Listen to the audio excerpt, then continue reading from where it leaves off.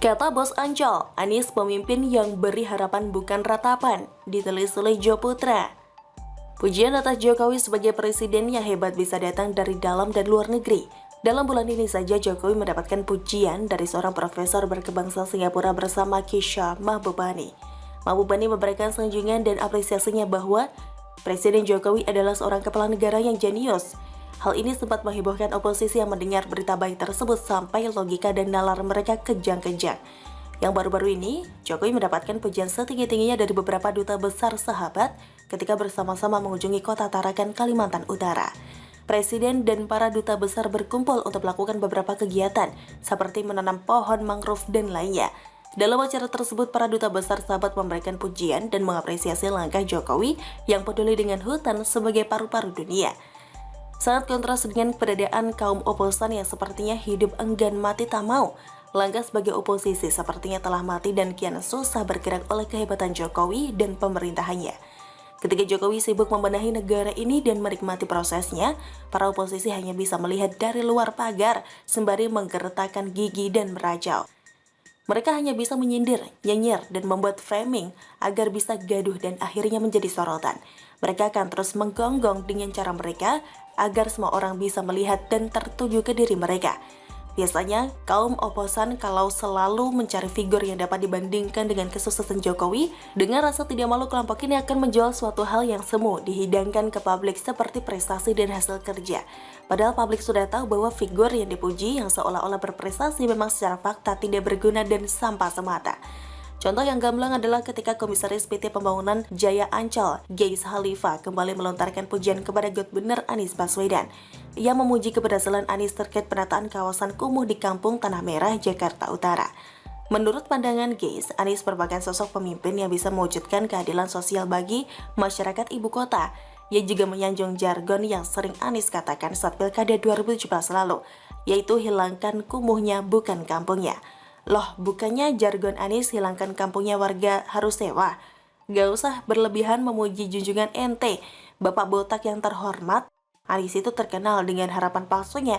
Sudah kesekian kalinya Anies menebar penghiburan dengan kata-kata yang dapat menghipnotis alam bawah sadar warga DKI. Sebelumnya, Gubernur rasa presiden ini mengeluarkan 68 surat izin mendirikan bangunan atau IMB. IMB tersebut secara simbolis diberikan Gubernur yang sedang akting sebagai presiden kepada 17 perwakilan penerima manfaat dalam acara peresmian infrastruktur Kampung Tanah Merah, daerah kota Jakarta Utara. Padahal tanah yang diberikan tersebut adalah ilegal, namun demi popularitas dan pencitraan, Anies harus melakukan semua itu. Hanya Anies yang pertama dan satu-satunya dapat mengeluarkan IMB di atas tanah ilegal. Hebat gak tuh Wan Abut? Oleh sebab itu, dalam cuitan yang disebar melalui akun Twitter pribadinya, Gais mengklaim warga Tanah Merah sangat merespons positif langkah Anies karena pemimpinnya memberikan harapan bukan ratapan. Ya iyalah Bambang, orang kalau dikasih gratis gak akan meratap. Apalagi kalau dapat tanah gratis, lihat saja ke depannya. Apakah IMB itu akan bermasalah atau tidak di masa depan? Karena jujur saja, saya tidak yakin Anies bisa melakukan itu karena semua yang dia kerjakan hanyalah omong kosong, penuh tipu daya alias penghiburan. Pendukung seperti Gais Khalifa yang terlalu berlebihan menyanjung Anies lebih dari sebutan sebagai buzzer RP. Hanya karena segelintir orang di satu kampung yang diberikan surat IMB, tetapi Gais bisa menyimpulkan Anies memberikan harapan buat seluruh warga DKI. Ya maklum lah, namanya juga kadrun, orang ngebacot, orang kepenak. Gais Khalifa seorang komisaris Ancol yang logika dan nalarnya tertutup dengan kebodohannya sendiri. Tidak mengherankan buat kita karena Anies dan Gais sendiri di satu kelompok, maka apapun harus saling mendukung. Gais bisa saja mengatakan Anies memberikan harapan dan bukan ratapan, tapi tunggu saja saat Anies selengser. Harapan akan sirna secepatnya dan Gais JS akan meratap karena gubernur yang baru akan menendang mereka dari zona nyaman. Silakan memuji Anies selama dia masih menjabat. Setahun lagi, Anies akan menghilang dari balai kota.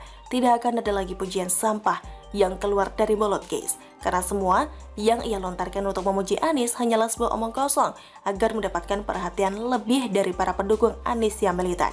Demikian kira-kira kata kura-kura. Bagaimana menurut Anda? Silahkan tulis komen Anda di kolom komentar.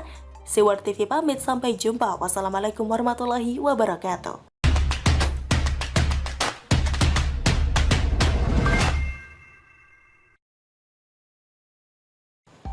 Prabowo masih jadi lawan politik Jokowi, ditulis oleh Nina Nur.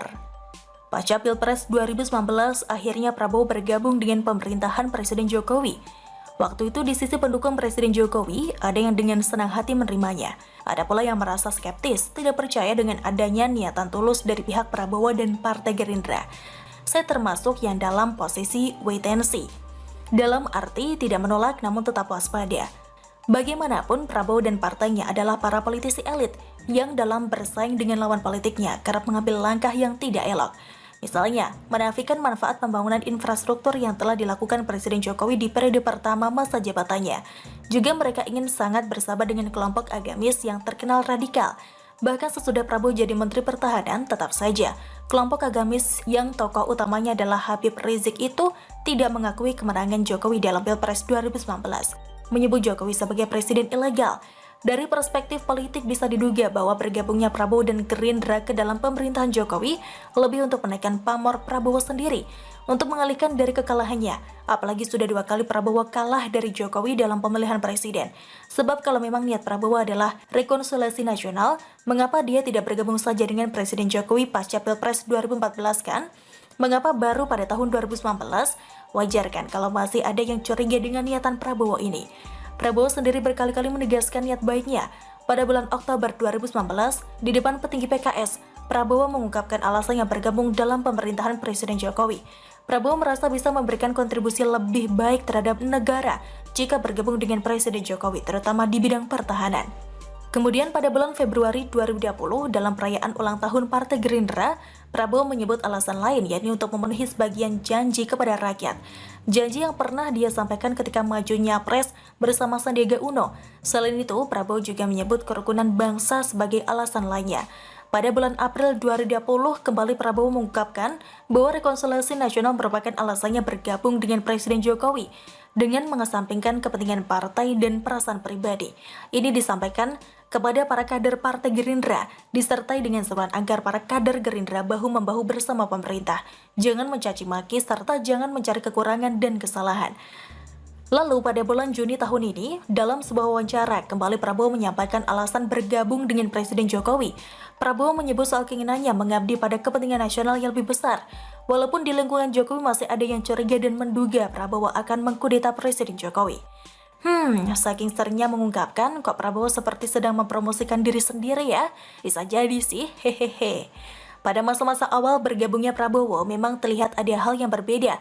Yang paling mencolok adalah ketika tersiar berita bahwa Prabowo memerintahkan kader Gerindra untuk mengkritik kinerja Gubernur DKI Jakarta Anies Baswedan.